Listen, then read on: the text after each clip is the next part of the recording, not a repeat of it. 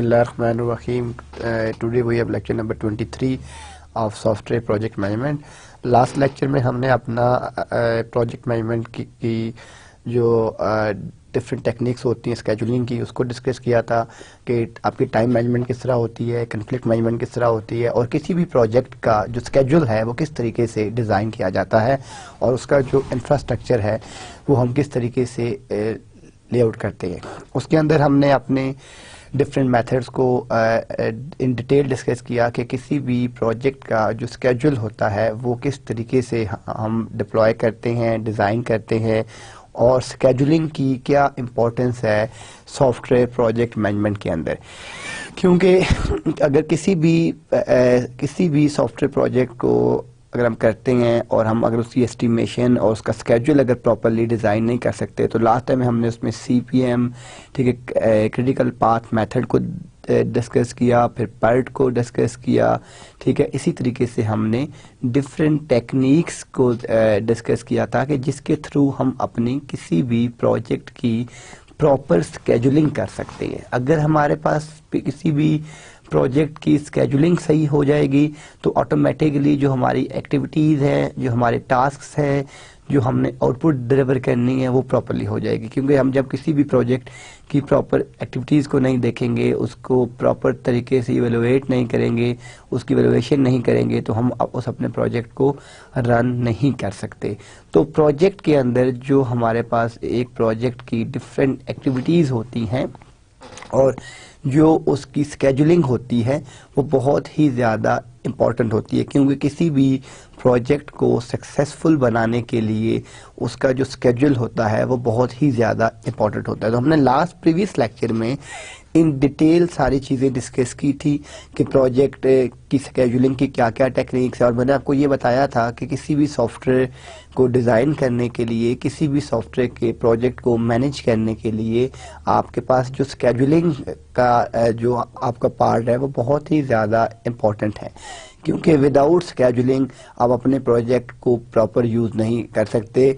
और हमने ये कहा था कि जो मैनेजर्स का सबसे बिगेस्ट इशू है in the software industry that is time scheduling. क्योंकि जो उनके प्रोजेक्ट्स हैं वो इन टाइम कंप्लीट नहीं होते ड्यू टू, ठीक है, पुअर स्केजुलिंग। जब आपकी पुअर स्केजुलिंग होगी तो आप अपने, ठीक है, और मोस्टली जो सॉफ्टवेयर प्रोजेक्ट का फेलियर भी है वो भी टाइम से ही है। इवन अगर आप देखें कि कोई भी अगर आप अपना प्रोजेक्ट देख लें, चाहे वो सिविल का है, चाहे वो इलेक्ट्रिकल इंजीनियरिंग का है, वो किसी भी तरह का कोई भी प्रोजेक्ट है तो जो उसका फेलियर रेट है वो टाइम है। बिकॉज अगर आप उसको इन टाइम कंप्लीट नहीं कर पाते तो जो उसका फेलियर रेट है वो इस वजह से आता है।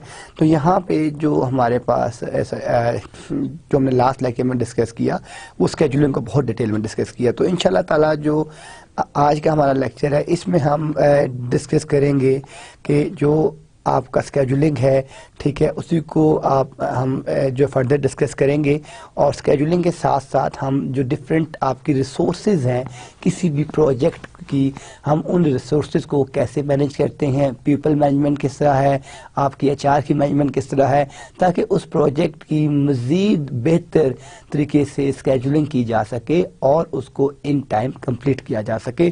तो जो आज का जो हमारा लेक्चर है इसमें जो फर्स्ट है दैट इज़ नॉर्मलाइजिंग स्केजुलिंग, कि एक स्केजुल को नॉर्मलाइज किस तरह किया जाता है। क्योंकि हमने लास्ट लेक्चर्स में हमने ये देखा था कि स्केजुलिंग के मेथड्स कौन कौन से हैं। हमने उन टेक्निक्स और उन मेथड्स को देखकर अपनी स्केजुलिंग की मैनेजमेंट की थी।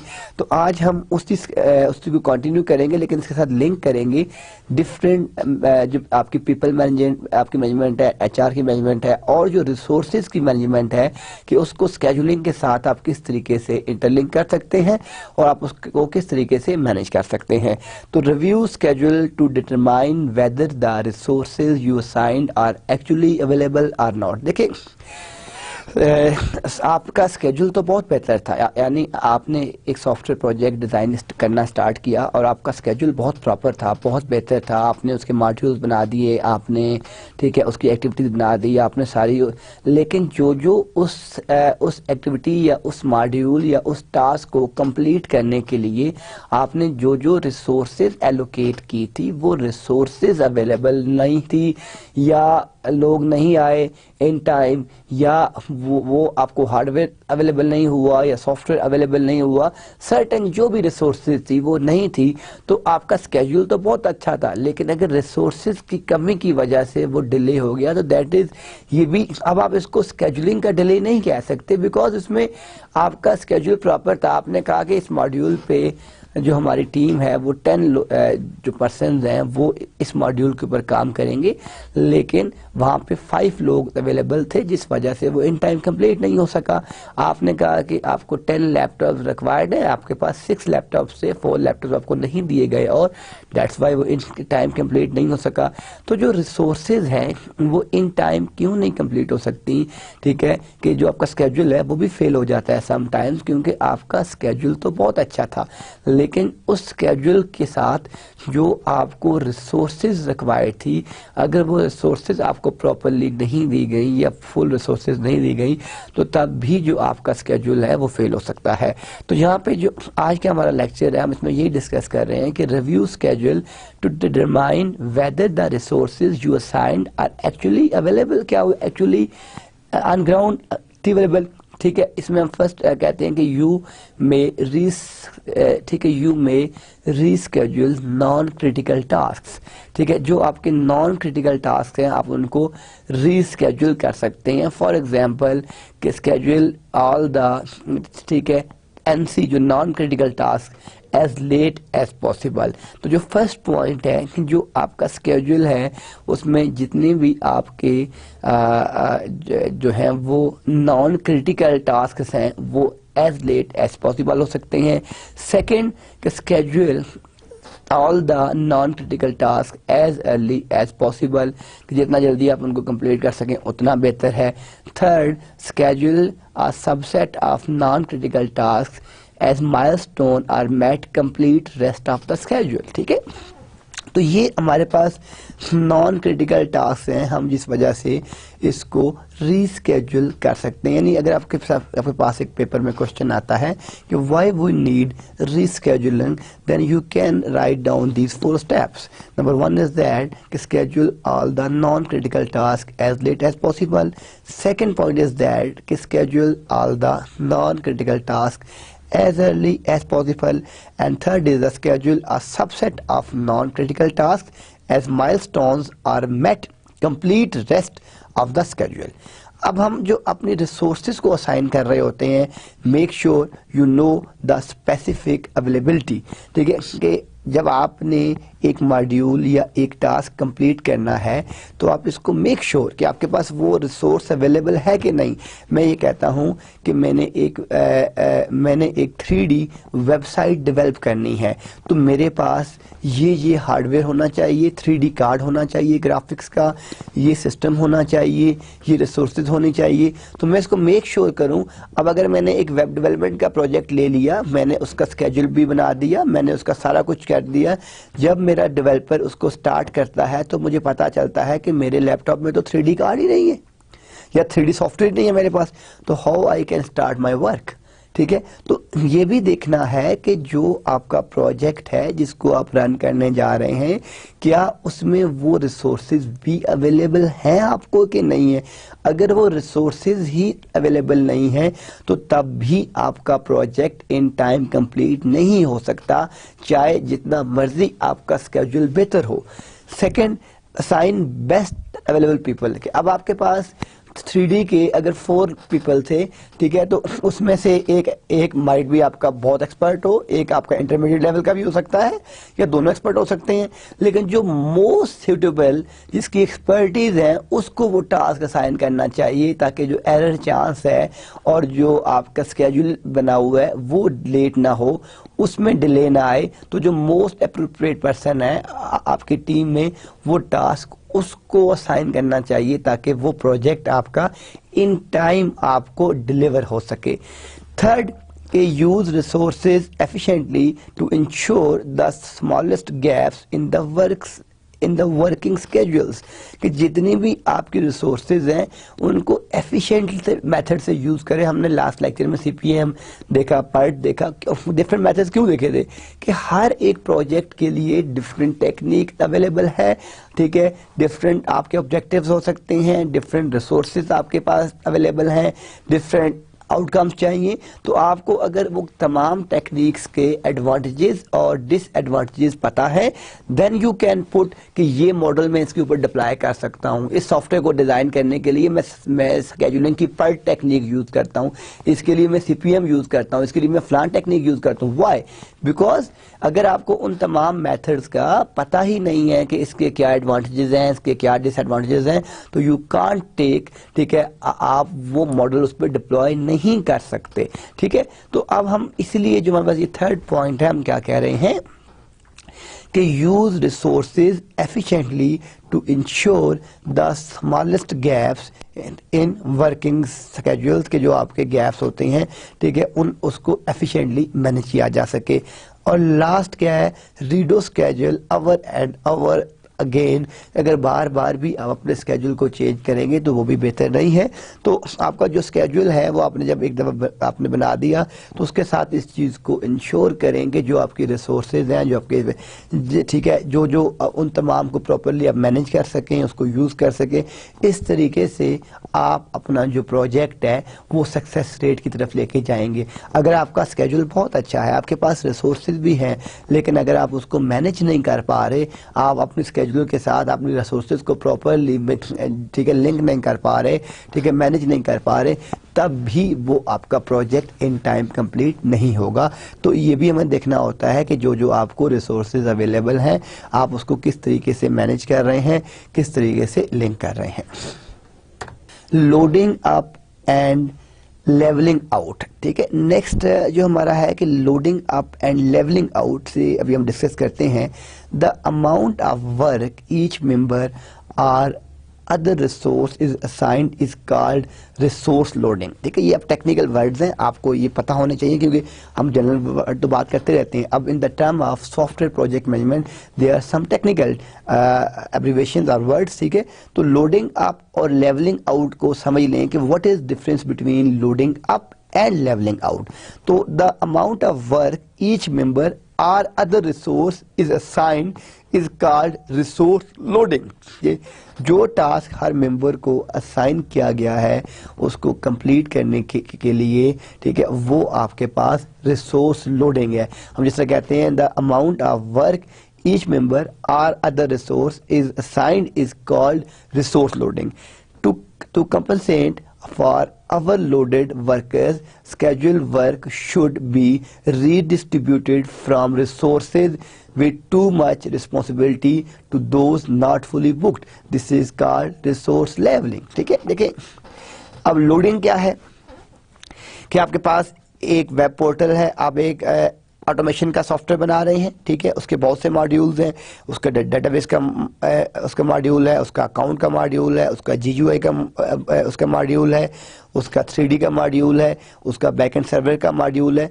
अगर आप एक ही वर्कर को, ठीक है, अब हर मेंबर को जो आप कहते हैं कि डेटाबेस का जो मेंबर 1 है, या आप कहते हैं कि ये जो रिसोर्स 1 है, या ये जो हम नेम X है, इसको आपने साइन कर दिया, ठीक है, कि डेटाबेस का आपने, ठीक है, तो ये इसका लोड है, इसको हम क्या कहते हैं, रिसोर्स लोडिंग।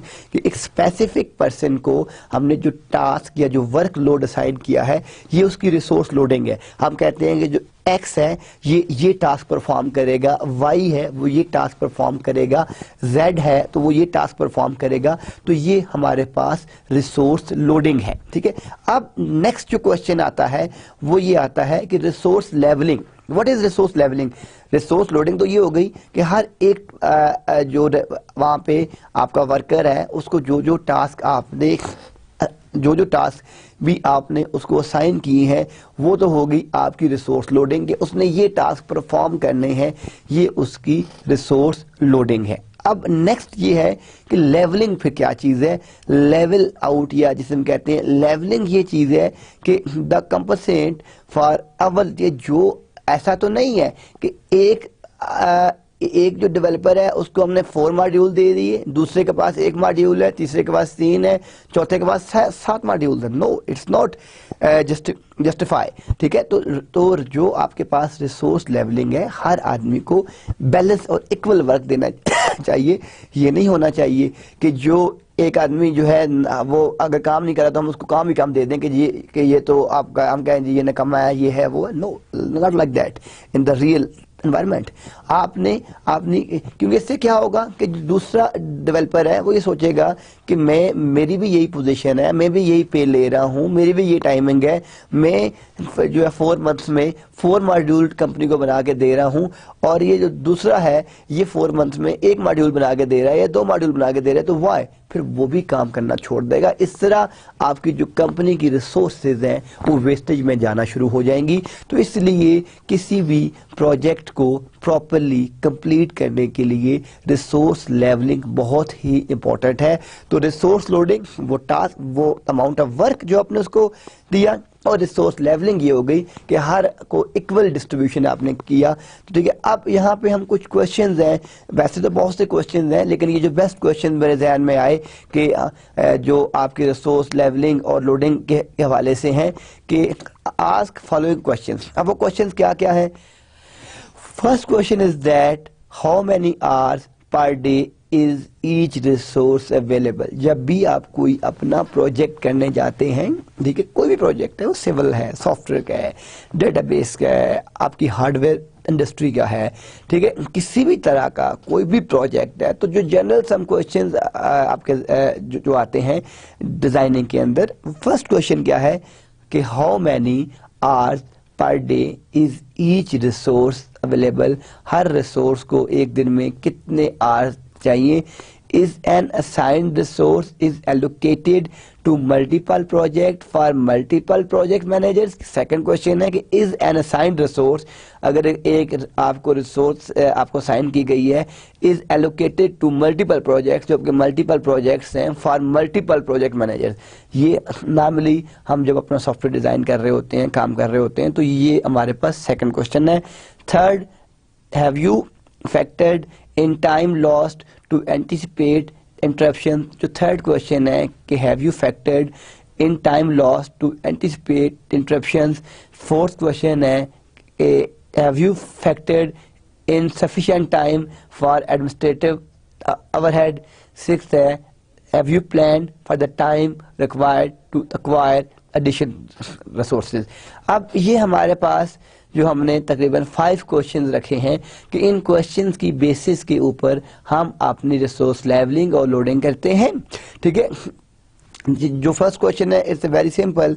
हमने इसके अंदर ये कहा है कि हमें कितने आवर्स चाहिए, ठीक है, how many hours per day in each resource, के हर रिसोर्स को कितना टाइम चाहिए, कितने आवर्स चाहिए कंप्लीट करने के लिए। सेकंड हमने ये कहा कि is an assigned resource is allocated to multiple for multiple project managers, के एक असाइंड रिसोर्स है वो, यानी वो अगर आपके पास वेब का प्रोजेक्ट भी चल रहा है, डेटाबेस का प्रोजेक्ट भी चल रहा है, नेटवर्किंग का प्रोजेक्ट भी चल रहा है, ठीक है, आपके पास आर्टिफिशियल इंटेलिजेंस का प्रोजेक्ट भी चल रहा है, तो अगर वो एक रिसोर्स मल्टीपल प्रोजेक्ट में भी यूज हो रही है और उसको मल्टीपल प्रोजेक्ट मैनेजर यूज कर रहे हैं, तो फिर आपने उसकी टाइम मैनेजमेंट भी करनी है कि वो रिसोर्स आपके पास कब आएगी। ऐसा तो नहीं है कि जो प्रोजेक्ट 1 और M1 यानी हम P कहते हैं फॉर प्रोजेक्ट, M कहते हैं फॉर मैनेजर, ठीक है, एक P1 है और एक M1 है, फिर P2 है, M2 है, यानी second project second manager, P3 और M3 third project third manager. अगर अब अपने ये टाइम डिस्ट्रीब्यूशन भी करनी है कि हर प्रोजेक्ट मैनेजर वो रिसोर्स कितनी देर के लिए यूज करेगा, ऐसा तो नहीं है कि जो M1 P1 वो उसी के पास ही पड़ी है रिसोर्स, ठीक है, 2 दिन तक, ठीक है, और फिर 2 आवर्स मिलती है सिर्फ M2 P2 को और 1 आवर मिलती है M3 P3 को, तो इस तरह आपकी स्केजुलिंग में प्रॉब्लम आ जाएगा। तो आपने ये भी देखना है कि जो आपकी रिसोर्स है, ठीक है, is an assigned resource is allocated to multiple projects for multiple project में, ये सेकंड क्वेश्चन है। थर्ड क्वेश्चन है कि have you factored in time loss to anticipate interruption, कि जो आपने ये भी देखना है कि जो इन टाइम लॉस है आपके एंटिसिपेट इंटरप्शन में वो क्या है। थर्ड क्वेश्चन है कि have you factored insufficient time for administrative overhead, कि जो आपका एडमिनिस्ट्रेटिव ओवरहेड है वो किस तरह का है। फोर्थ है have you planned for the time required to acquire additional resources. ठीक है, अब थर्ड ये है कि जो आपके पास एडमिनिस्ट्रेटेड जो आपका एडमिनिस्ट्रेशन का टाइम है कि जो आपने उन रिसोर्सेज को मैनेज करना है, देखना है, मेजर करना है, वो टाइम आपके पास ज़्यादा तो नहीं है, कम तो नहीं है, वो कितना टाइम है।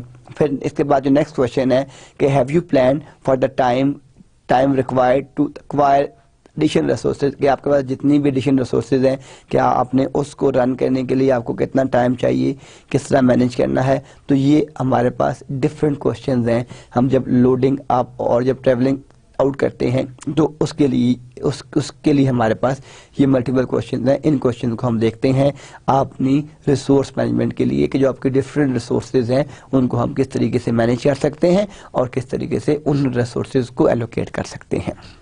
नेक्स्ट हमारे पास एक्सेसिव रिसोर्स लोडिंग। ठीक है, व्हाट इज एक्सेसिव, ठीक है कि what is excessive resource loading. ठीक है, अब इसके डिफरेंट आंसर्स हो सकते हैं। हम देखते हैं कि आपके पास एक्सेसिव रिसोर्स लोडिंग क्या है।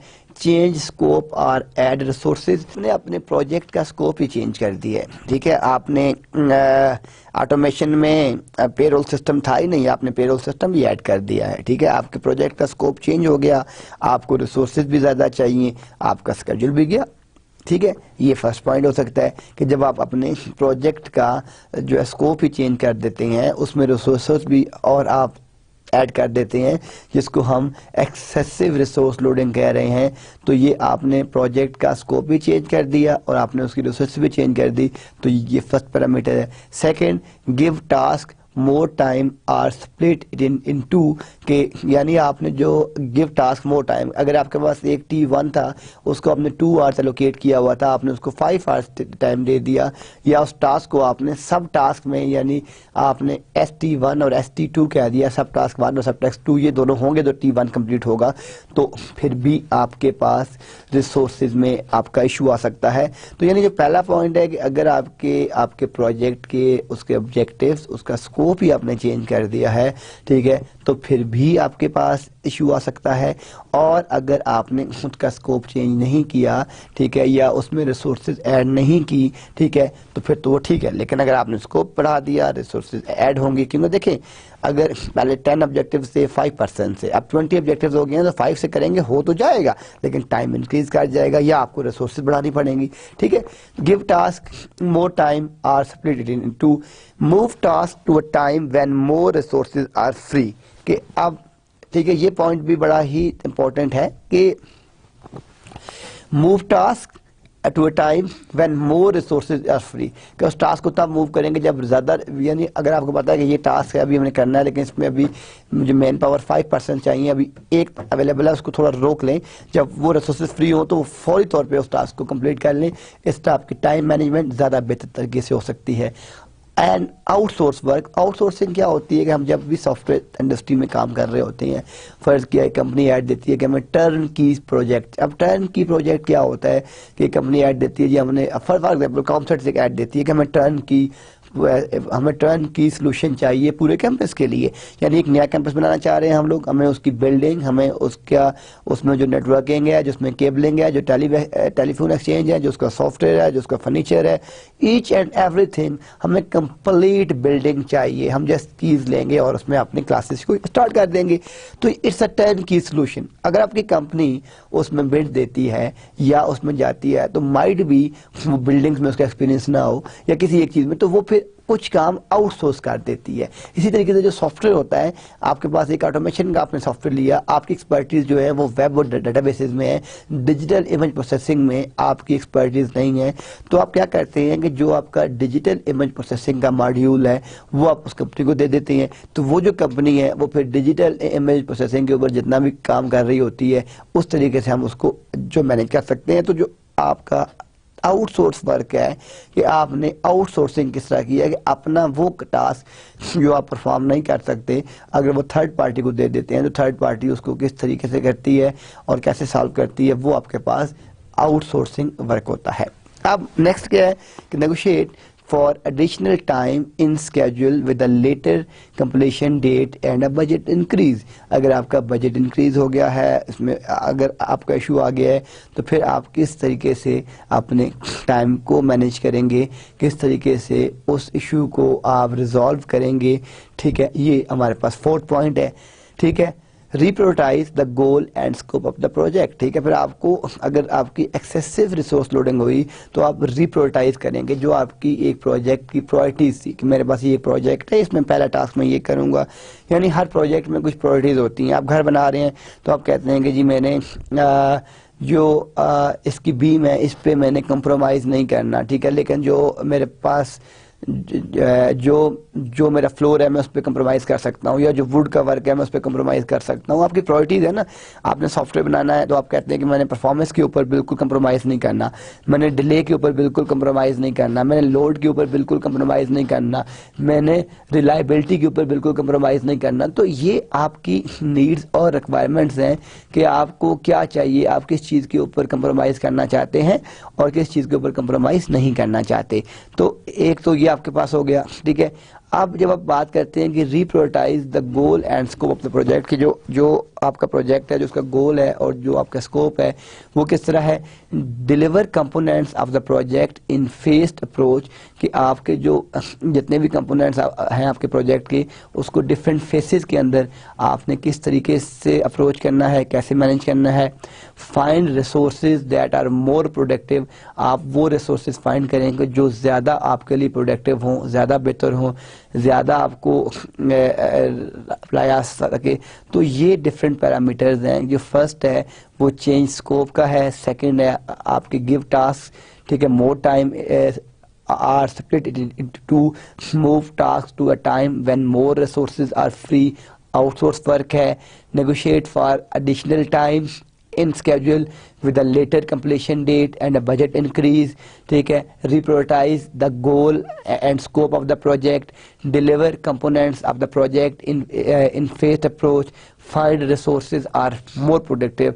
तो ये different parameters है जो हम अपने excessive रिसोर्स लोडिंग में यूज़ करते हैं। जो हमें चीज़ें चाहिए होती हैं अपनी एक्सेसिव रिसोर्स लोडिंग में वो सारी की सारी हम इस तरीके से यूज़ करते हैं और यूटिलाइज करते हैं। नेक्स्ट हमारे पास है controlling change to the project schedule कि जो आपके पास कंट्रोलिंग चेंज होती है वो आपके पास controlling changes the project schedule. ठीक है, कि ऐसी कौन कौन सी चेंजेस हैं कि जो आपके प्रोजेक्ट स्केड्यूल को किस तरीके से कंट्रोल किया जा सकता है। इनपुट टू स्केड्यूल कंट्रोल, देखें जो आपकी स्केड्यूलिंग कंट्रोल में जो इनपुट है there are 4 parameters. Number 1 is that project schedule, second is performance reports, third is change request and fourth is schedule management plan। these 4 parameters और भी बहुत से हो सकते हैं लेकिन जो important parameters हैं आपकी scheduling management के लिए या schedule को control करने के लिए तो वो ये 4 parameters हैं। फर्स्ट जो हमारे पास पैरामीटर है वो है प्रोजेक्ट का स्केड्यूल कि आपका एक प्रोजेक्ट है उसके कितने मॉड्यूल्स होंगे, हर मॉड्यूल के अंदर कितनी एक्टिविटीज़ होंगी, हर एक्टिविटी के अंदर कितने टास्क होंगे, हर टास्क के कितने सब टास्क होंगे एंड सो ऑन। ठीक है, तो आपको फिर आपको पता होगा कि ये सब टास्क जो है इतने टाइम में होगा, ये इतने टाइम में होगा। फिर जब ये सारे सब टास्क कंप्लीट होंगे तो हम एक टास्क कंप्लीट कर लेंगे। फिर जो मल्टीपल टास्क को जब हम कंप्लीट करेंगे तो फिर हम एक मॉड्यूल कंप्लीट कर लेंगे। फिर हम जब मल्टीपल मॉड्यूल्स को कंप्लीट करेंगे तो हम एक सब प्रोजेक्ट 1 कंप्लीट कर लेंगे और हम जब सब प्रोजेक्ट्स को कंप्लीट करेंगे तो हम एक मेन प्रोजेक्ट का गोल या ऑब्जेक्टिव अचीव कर लेंगे। ये आपकी पूरी हायरार्की है। हम इसमें बॉटम टू टॉप चलते हैं, हम टॉप टू बॉटम नहीं आ सकते क्योंकि एक प्रोजेक्ट में बहुत से मॉड्यूल्स हो सकते हैं और हर मॉड्यूल में मल्टीपल टास्क, मल्टीपल एक्टिविटीज हो सकती हैं, हर एक्टिविटी के अंदर मल्टीपल टास्क हो सकते हैं और हर टास्क में सब टास्क, तो हम बॉटम से स्टार्ट करते हैं और टूवर्ड टॉप पे जाते हैं, ठीक है। इसको बॉटम टॉप अप्रोच कहते हैं, ठीक है। एक टॉप बॉटम अप्रोच होती है जब टॉप से बॉटम की तरफ आते हैं, एक बॉटम टॉप अप्रोच होती है कि हम बॉटम से टॉप की तरफ जाते हैं। तो हमारे पास जो स्केजुलिंग कंट्रोल है, इसमें जो हम फर्स्ट है दैट इज प्रोजेक्ट स्केड्यूल, कि जो आपका प्रोजेक्ट है उसका क्या स्केड्यूल है, आप उसको किस तरीके से रन करना चाह रहे हैं, कैसे मैनेज करना चाह रहे हैं, वो आपके पास आपके प्रोजेक्ट का स्केड्यूल है। सेकंड क्या है, आपकी परफॉर्मेंस रिपोर्ट्स, ठीक है, कि उसकी जितनी भी रिपोर्ट्स हैं परफॉर्मेंस की क्या क्या हैं, किस तरीके से है, ठीक है, आपको किस तरह की परफॉर्मेंस चाहिए, ठीक है, आपके गोल्स क्या हैं, आपकी रिक्वायरमेंट्स क्या हैं, ठीक है, आपको किस टाइप का रिजल्ट चाहिए, ठीक है, आपकी रिक्वायरमेंट्स क्या हैं, दूसरे बंदे की क्या रिक्वायरमेंट्स हैं। तो ये हम परफॉर्मेंस देखेंगे जो आप अपने कर रहे हैं, कि आप उस रिपोर्ट को देखेंगे भी सही कि जो आप प्रोजेक्ट कर रहे हैं क्या वो आपकी रिक्वायर्ड आउटकम के ऊपर आ भी रहा है कि नहीं आ रहा। थर्ड क्या है कि चेंज रिक्वेस्ट, जो आप जो मॉड्यूल्स या जो उसमें चेंजेस आ रही हैं आपके प्रोजेक्ट में, वो कौन कौन से चेंजेस हैं, उन चेंजेस को आप किस तरीके से देख रहे हैं, किस तरीके से मैनेज कर रहे हैं, ठीक है, वो आपके पास। और स्केड्यूल मैनेजमेंट प्लान, कि जो पूरे प्रोजेक्ट का स्केड्यूल है उसका मैनेजमेंट प्लान क्या है आपके पास। क्योंकि वैसे बाज़ दफ़ा लोग जो है इसको हिट एंड ट्रायल के तरीके से कर रहे होते हैं, बस ठीक है जी पहले यूं कर लें, फिर इस तरह कर लें, फिर वैसे कर लें। नो, आपके पास एक पूरा मैनेजमेंट प्लान होना चाहिए स्केड्यूलिंग का, कि जी ये मेरे पास स्केड्यूल है, फर्स्ट मैं ये करूंगा, फिर मैं ये करूंगा, फिर मैं ये करूंगा। तो ये आपके पास एक पूरा स्केड्यूल मैनेजमेंट प्लान है, आप उसके ऊपर अपने पूरे प्लान को रन कर रहे होते हैं। तो जो आपका स्केड्यूल मैनेजमेंट प्लान है वो किस तरीके से है, आप उसको किस तरीके से मैनेज कर रहे हैं। फिर आप perform reality checks on schedules, के जो आपके डिफरेंट स्केड्यूल्स हैं उसके ऊपर आप चेक्स किस तरह रखेंगे, उन चेक्स को 1 बाय 1 चेक कैसे करेंगे, ठीक है। इसके बाद है अलाउ फॉर कंटिजेंस के, ठीक है, कि आपके पास आप उसको अलाउ करेंगे कि नहीं करेंगे। Do not plan for everyone to work at 100% capacity all the time.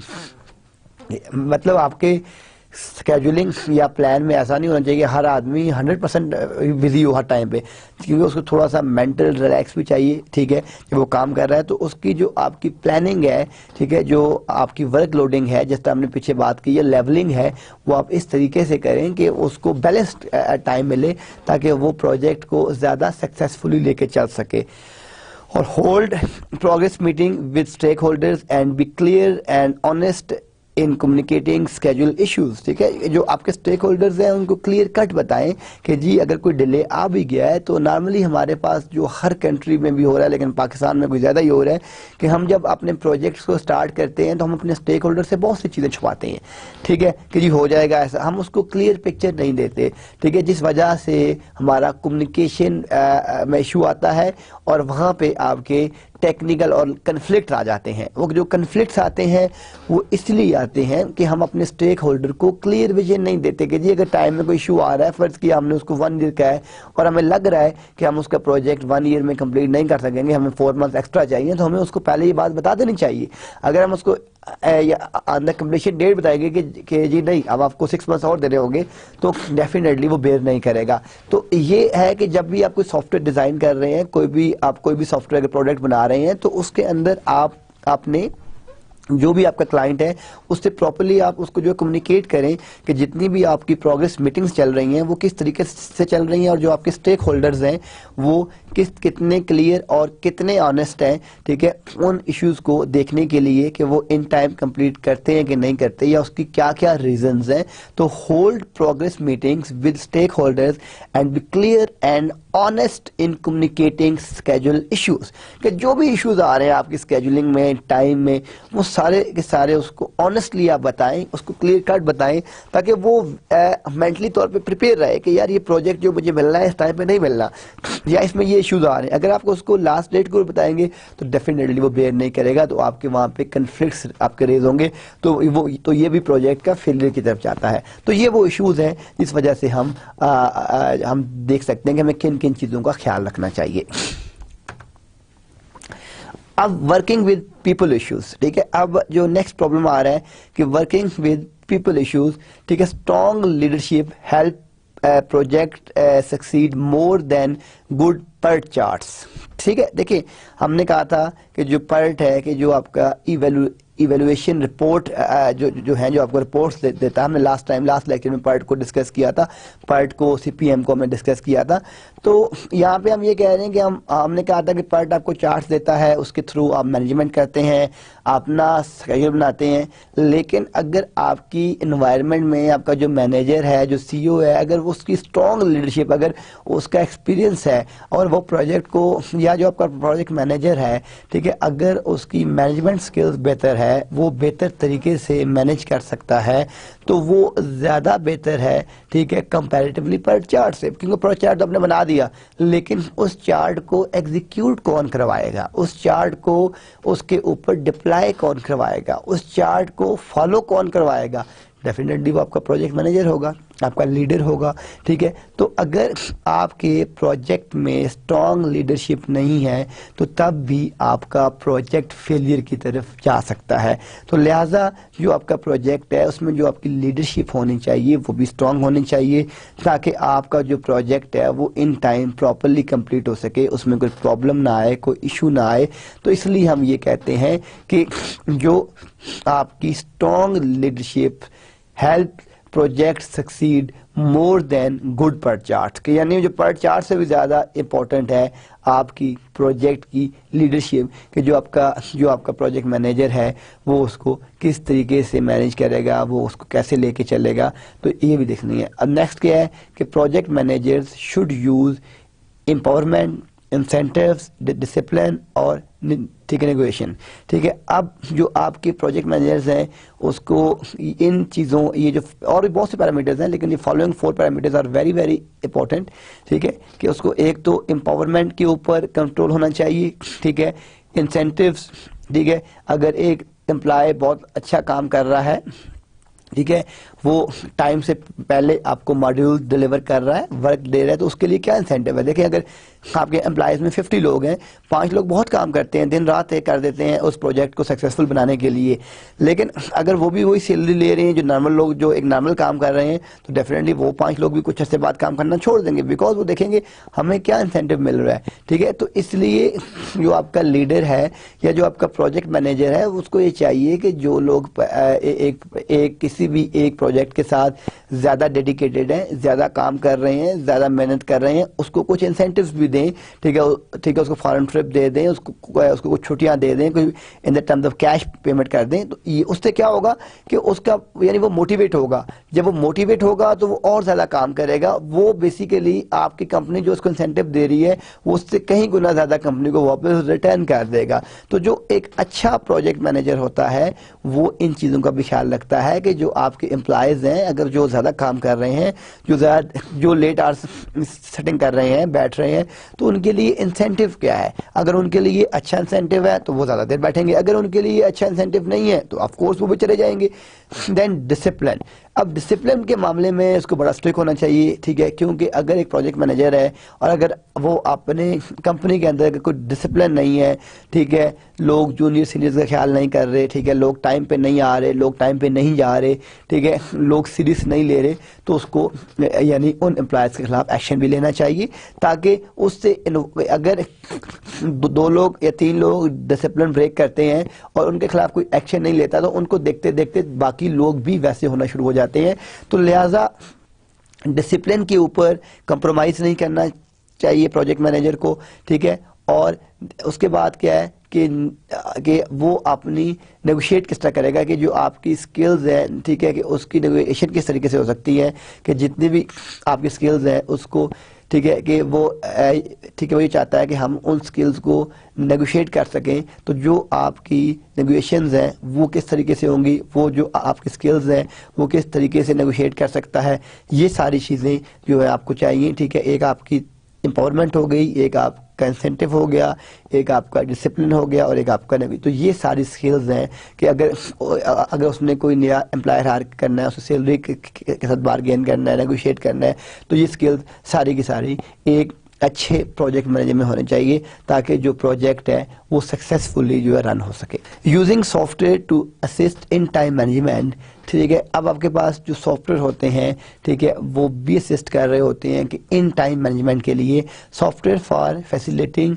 Communication, help people exchange schedule related information. बहुत से सॉफ्टवेयर भी आपके पास आपको अवेलेबल हैं जो आपको फैसिलिटेट कर रहे होते हैं, जो आपको कम्युनिकेट कर रहे होते हैं, जो हेल्प कर रहे होते हैं पीपल की एक्सचेंज में, कि जो आपका स्केड्यूल है उससे रिलेटेड आपकी जितनी भी इंफॉर्मेशन है, ठीक है, वो आपस में एक्सचेंज किस तरह हो रही हैं, वो किस तरीके से चल रही हैं।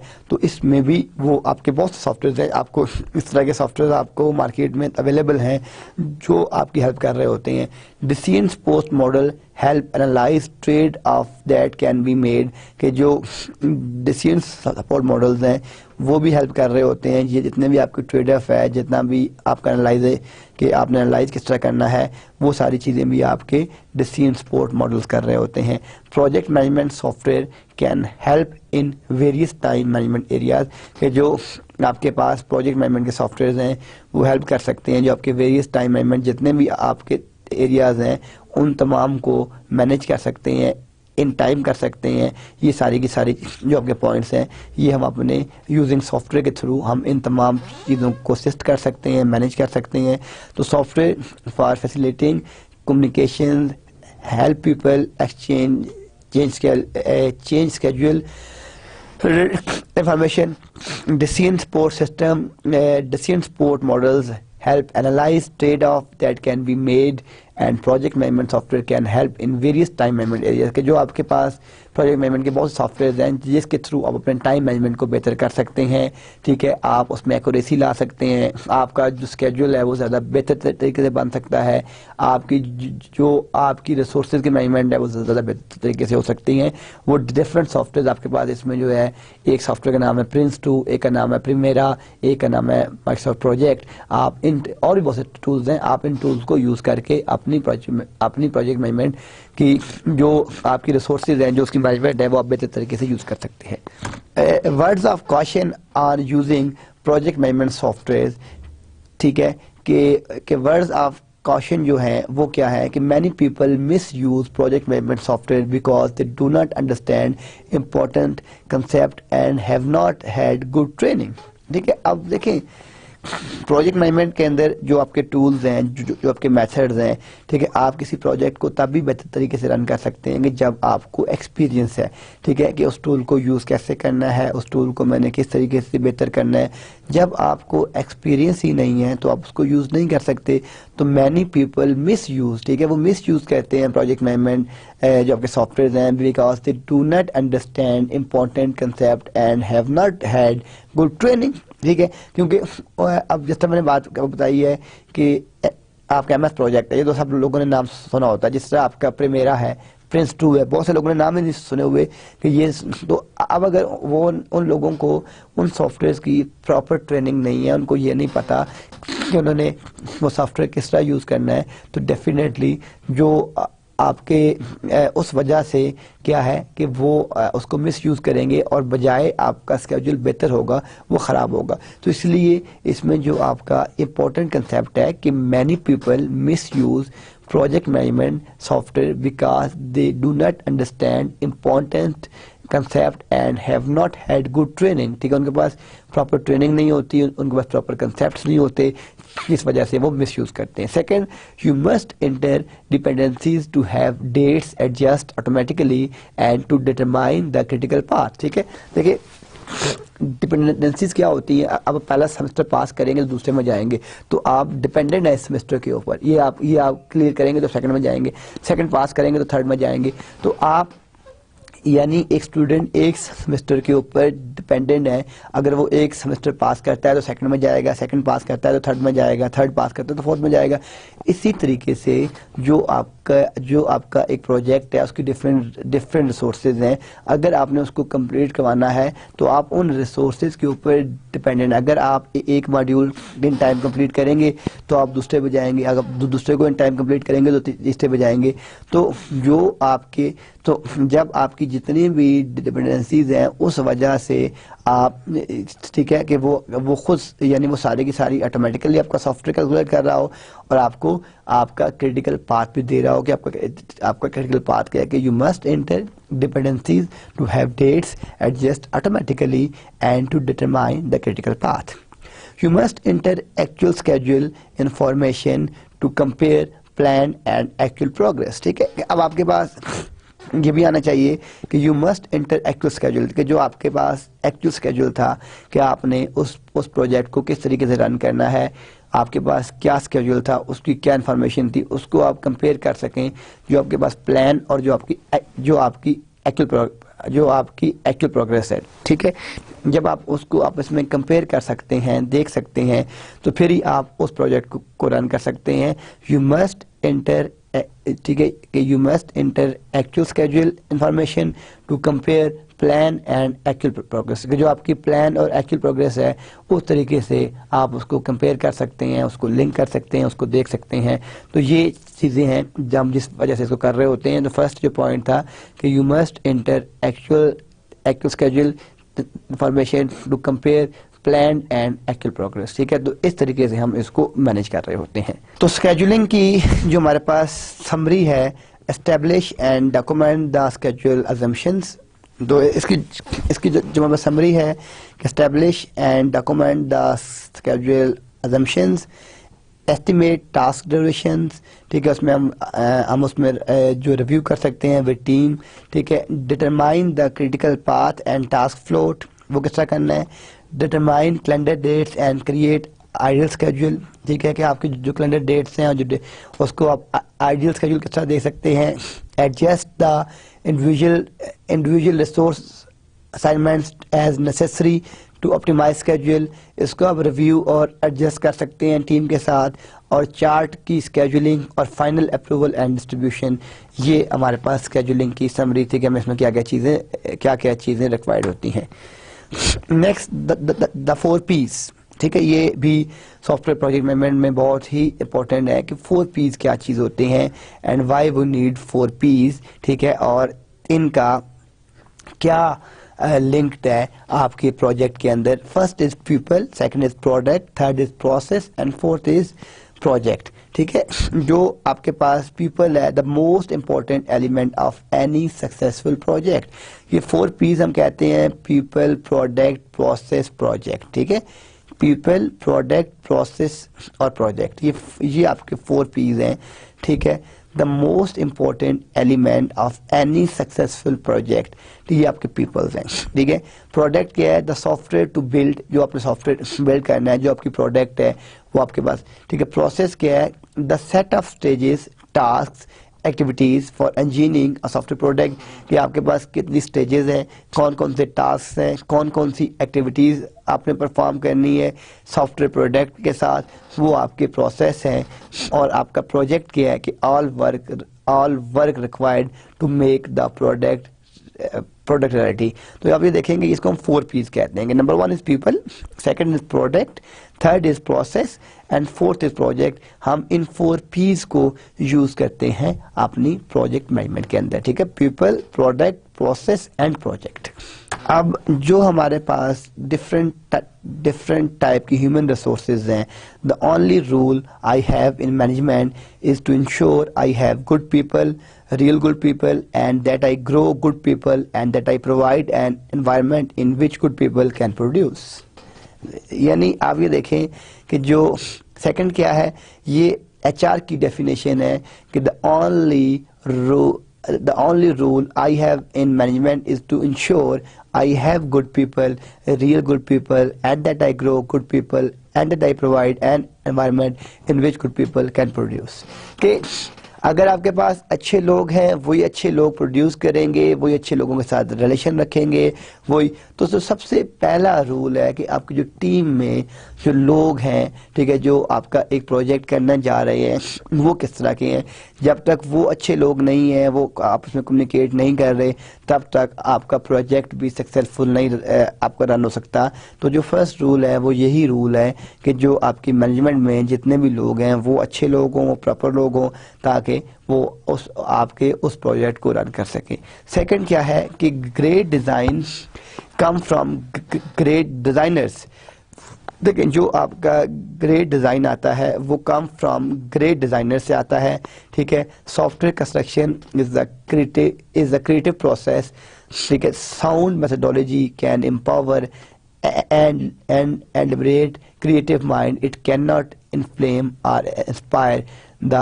तो अब देखें, ये जो बात हम बात कर रहे हैं कि जब तक आपके पास आपका माइंड क्रिएटिव, देखें हर बंदा घर बनाता है, अगर 100 लोग घर बनाते हैं तो 5-7 घर ऐसे होते हैं जो कि बहुत अच्छे लगते हैं, क्योंकि उनका जो डिज़ाइन होता है, जो आर्किटेक्ट होते हैं वो क्रिएटिव माइंड के लोग होते हैं। तो जब आप जो है अपना क्रिएटिव माइंड यूज़ करते हैं उस चीज़ को डिज़ाइन करने के लिए, उस चीज़ को बनाने के लिए, तो वो उतना अच्छा सॉफ्टवेयर आपका डिज़ाइन होगा, डेवलप होगा। जब आप उसमें क्रिएटिविटी नहीं यूज़ करेंगे तो आपके सॉफ्टवेयर का डिज़ाइन भी अच्छा नहीं होगा, ठीक है, आप उसको ज़्यादा बेहतर तरीके से यूज़ नहीं कर सकते। तो ये हमारे पास क्या था, HR।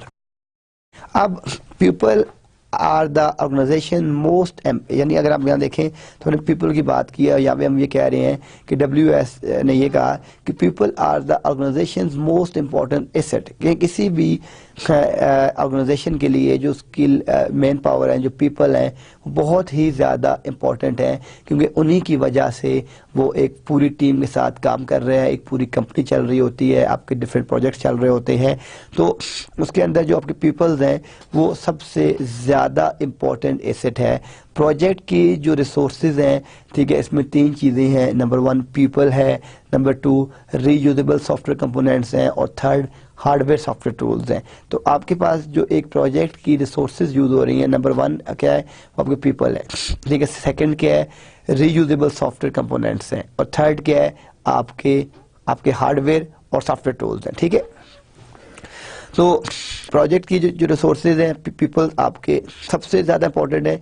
फिर आपके पास वो सॉफ्टवेयर कंपोनेंट्स जो रीयूजेबिलिटी में यूज़ हो सकते हैं, वो मॉड्यूल्स जो आप फिर से यूज़ कर सकते हैं, ठीक है, उनको अपने सॉफ्टवेयर में फिर से डिप्लॉय कर सकते हैं, वो आपके रीयूजेबल सॉफ्टवेयर कंपोनेंट्स होते हैं। थर्ड कि कौन कौन सा हार्डवेयर और आपको सॉफ्टवेयर टूल्स चाहिए, ठीक है, उस प्रोजेक्ट को कंप्लीट करने के लिए। तो प्रोजेक्ट रिसोर्सेज के लिए नंबर 1 इज़ दैट पीपल, ठीक है, number 1 is that people. Second, अगर कोई ऐसे कंपोनेंट्स है आपके पास, अगर एक वेब पोर्टल है या आपने एक वेब डेटाबेस बनानी है, तो उसके कुछ ऐसे मॉड्यूल्स हैं जो अगर आप रीयूज़ कर सकें, तो वो कौन कौन से हैं, ठीक है, वो आपके पास सेकंड हो गया। और थर्ड क्या है कि आपको कौन सा हार्डवेयर और सॉफ्टवेयर चाहिए उस एक स्पेसिफिक प्रोजेक्ट को कंप्लीट करने के लिए, ये आपके पास थर्ड हो गया।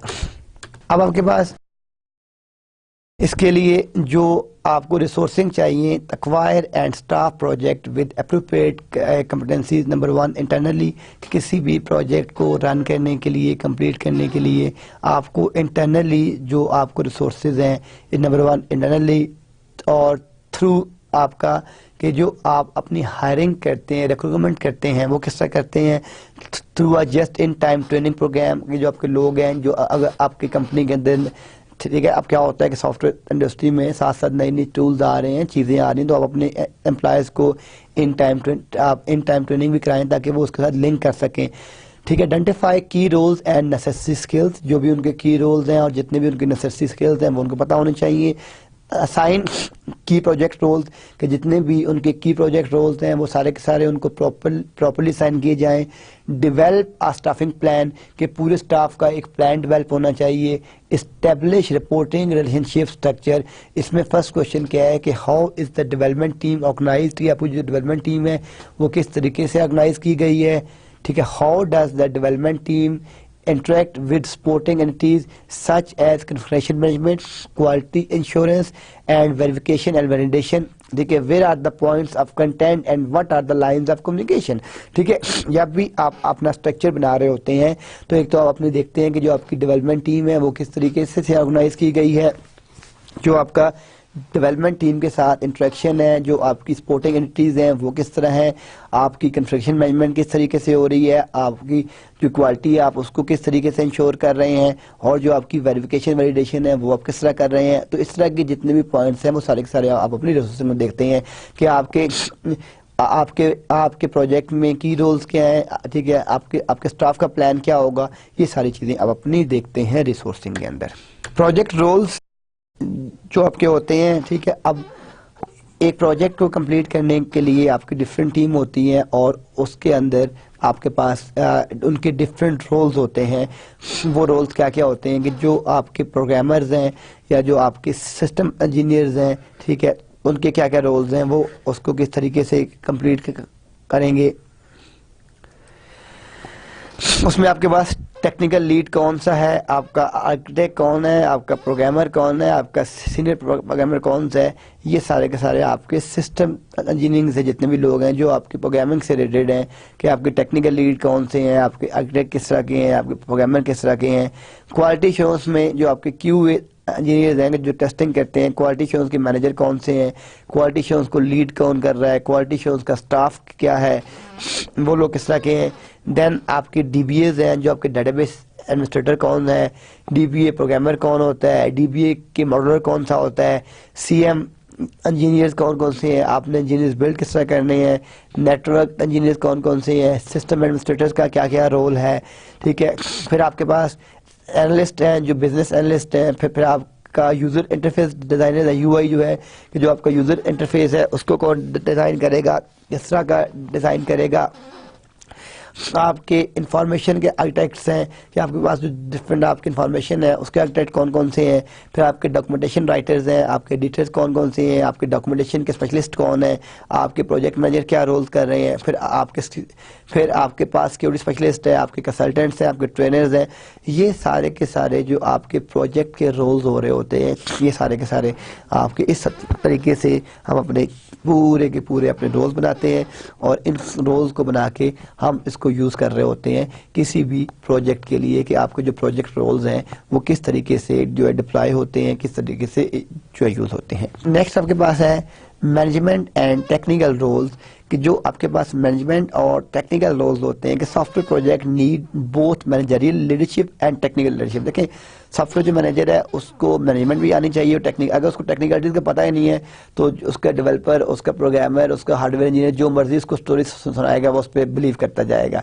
तो इसलिए उसको टेक्निकल जो होना भी होनी चाहिए कि जो उसका प्रोजेक्ट है उसमें क्या क्या चीज़ें इन्वॉल्व हो रही हैं। अगर उसका अगर वो टेक्निकली खुद स्ट्रांग नहीं होगा तो वो जो आपका प्रोजेक्ट है वो भी प्रॉपरली सही नहीं उसको मैनेज कर सकेगा। On a small project 5 or 6 people, 1 person may do both jobs, ठीक है, एक आदमी वो उसमें 2 जॉब्स कर सकता है। On a medium size project 10 to 20 people चाहिए आपको, जनरली 2 people आर रिक्वायर्ड, ठीक है, कि इसमें आपका एक आदमी ही दोनों जॉब कर सकता है। जो अगर 5 to 6 पीपल का प्रोजेक्ट है तो वो टेक्निकल भी देख सकता है और उसको मैनेजर भी देख सकता है। लेकिन अगर 10 to 20 पीपल का है तो generally 2 people are required. On a large project doesn't 25 people, the project manager will likely have supporting staff members, the software architect will likely have a staff of team leaders, ठीक है, उसमें team leaders आपको चाहिए अगर आपके पास 25 लोगों से ज़्यादा लोग काम कर रहे हैं। You need to decide which role necessary for your project, आपको ये डिसाइड करना है कि कौन कौन से रोल आपके नेसेसरी है आपके प्रोजेक्ट को रन करने के लिए। depends on what you are building. Number 1 is that how big is it, कि आपका प्रोजेक्ट कितना बड़ा है, ठीक है। Second, is it user interface intensive, क्या या ये डाटा इंटेंसिव है। Are you installing managing hardware, या आप इसमें अपना हार्डवेयर या उसको इंस्टॉल कर रहे हैं कि नहीं कर रहे। Do you need to run an operation centre, या आपको ऑपरेशन सेंटर तो रन नहीं करने। Is it in house contract या कॉट्स एक्सेट्रा। तो हमने कॉट्स पर सारी चीज़ें पहले देखी थी। तो ये सारी चीज़ें आपको पता होनी चाहिए कि जो आपका प्रोजेक्ट मैनेजर है उसको टेक्निकल रोल का ही पता होना चाहिए कि वो क्या है, और डिपेंड ऑन योर बजट, कि आपका जो बजट है वो क्या है, बाकी चीज़ें उसके ऊपर जो है डिपेंड करती हैं कि आपको क्या बजट है। नेक्स्ट हमारे पास जो है स्टाफिंग मैनेजमेंट प्लान के जो आपके पास part of software development plan include के जो आपका स्टाफ है उसको आप किस तरीके से मैनेज करते हैं। इसमें इंक्लूड होता है व्हाट रोल्स नीडेड, ठीक है, हाउ मैनी, व्हेन, हु, कि आपके पास आपको कितने लोग चाहिए, ठीक है, कि उन्होंने कब करना है। फिर आपकी कितनी रिसोर्सेज हैं, उनकी आपकी असाइनमेंट क्या है। फिर आप ट्रेनिंग किस तरीके से कर रहे हैं, ठीक है, आपका प्रोजेक्ट कब स्टार्ट हो रहा है, कब स्टॉप हो रहा है, उसकी क्या डेट्स हैं, कॉस्टिंग कितनी है, सैलरी टारगेट कितनी है अगर आपने कोई हायरिंग की हुई है, ठीक है। फिर आपकी जो प्रोजेक्ट डायरेक्टरी है, सिंपली अ लिस्ट ऑफ दोस्त involve with contact information, team का साइज क्या है, ठीक है, often dictated by budget as often as any other factor. तो ये सारी चीज़ें आपने जब अपने स्टाफ को मैनेज कर रहे होते हैं, जो उसका प्लान होता है एट दैट टाइम अभी सारी चीज़ें उसमें देख रहे होते हैं। देन आपके पास स्टाफिंग की जो प्रोफाइल है कि projects do not typically have a static team size, कि नॉर्मली जो आपके प्रोजेक्ट्स होते हैं उनमें एक स्टैटिक टीम साइज नहीं होता, कि आप ये नहीं कहेंगे कि वो 10 लोग ही हैं या 5 लोग ही हैं। वो डिपेंड करते हैं कि आपका प्रोजेक्ट किस टाइप का है, उसमें किस टाइप के मॉड्यूल्स हैं, वो किस तरह का है, वो उस चीज़ के ऊपर डिपेंड कर रहा होता है। टिपिकली वो आपका ठीक है, वो आपका स्टैटिक टीम साइज होता है। हु एंड हाउ मैनी, ठीक है, वेरीज एज नीडेड। अब आप ये देखें जो आपकी जो रिसोर्स है, इसमें इंसेप्शन, देन आपकी elaboration, then construction, then transition. तो आप देख रहे हैं कि इंसेप्शन के अंदर हम क्या देख रहे हैं कि 5 to 10% हम यहाँ यूज़ कर रहे हैं, और जो आपकी लिबरेशन है इसमें हम 20 to 30% यूज़ करते हैं, और जो आपकी कंस्ट्रक्शन है हम इसमें 65 to 50% यूज़ करते हैं, और जो ट्रांजिशन है हम इसमें 10 to 10% यूज़ कर रहे हैं। तो ये हम जो लाइन है ये विद रिस्पेक्ट टू टाइम है, और ये विद, ठीक है, ये आपकी डिफरेंट रिसोर्सेज है। लेजेंड क्या है कि इसमें आपका एक्चुअल एफर्ट कितनी आ रही है और आपने इसको किस तरीके से स्केड्यूल किया है, ये सारी चीज़ें हम देख रहे होते हैं हम जब अपनी स्टाफिंग की प्रोफाइल देख रहे होते हैं। तो इसके बाद आपके पास जो आपका स्टाफिंग द प्रोजेक्ट, इसमें डिफरेंट आपके रोल्स हैं। फर्स्ट रोल है हायर effectively, कि acquire the most talented people even and a higher cost, often better to use fewer, कि देखिए आपके पास जितने भी बेहतर लोग हैं, इवन अगर वो ज़्यादा सैलरीज पाना चाहते हैं तो उनको आप मस्ट रखें। उसकी वजह ये है कि आपके प्रोजेक्ट का सक्सेस रेट बहुत बेहतर हो जाएगा और फेलियर रेट कम हो जाएगा। अगर आपने जो आपके टैलेंटेड पीपल नहीं है, वो आपके टेक्निकल आपके एक्सपर्ट नहीं है, तो आपका जो मेन प्रोजेक्ट है वो टूवर्ड्स फेलियर का ज़्यादा चांस है। Often better to use fewer but better skill people, ठीक है, कि उनकी जो स्किल्स हैं वो बेहतर हों। फिर हायर पीपल दे रिकमेंड, ठीक है, कि उसको जब आप उसको हायर करें तो आप देखेंगे उसका एक्सपीरियंस क्या है, ठीक है, उसने इससे पहले इस तरह के प्रोजेक्ट्स पे कितना काम किया, उसकी क्या एक्सपर्टीज है, ये सारी चीज़ें देखें। फिर रोल मैचिंग, कि आप ये देखें कि thoughtfully match people and this skill to task, क्या उस कंपनी का उसका माइंड मैच कर रहा है, रोल मैच कर रहा है कि नहीं कर रहा। कैरियर डेवलपमेंट देखें कि help people in career progression to self actualise, कि वो उसकी कैरियर डेवलपमेंट किस तरह है। टीम वर्क आपने देखना है कि सिलेक्ट पीपल कि who will work will together. ऐसा तो नहीं है कि टेक्निकल बहुत स्ट्रांग है, बहुत बेहतर है, लेकिन टीम में काम करना नहीं कर सकता, ठीक है, लोगों को तंग करता है, बदतमीज़ है, ठीक है। ये सारी चीज़ें में देखनी है कि वो टीम के साथ काम करेगा कि नहीं करेगा। मिसफिट एलिमिनेशन के replace problem team members quickly, कि अगर कोई आपके प्रॉब्लम्स आ रहे हैं तो उस टीम मेंबर को आप क्विकली जो है वो रिप्लेस कर दें। तो ये सारी चीज़ें जब आप अपने एक प्रोजेक्ट को स्टाफ कर रहे होते हैं तो ये सारी चीज़ें भी आपको देखनी चाहिए, ठीक है, कि तब आप अपने एक प्रोजेक्ट को सक्सेसफुली रन कर सकते हैं। इंशाअल्लाह ताला हम अपने नेक्स्ट लेक्चर में अपना नेक्स्ट टॉपिक स्टार्ट करेंगे। तब तक के लिए अल्लाह हाफिज़।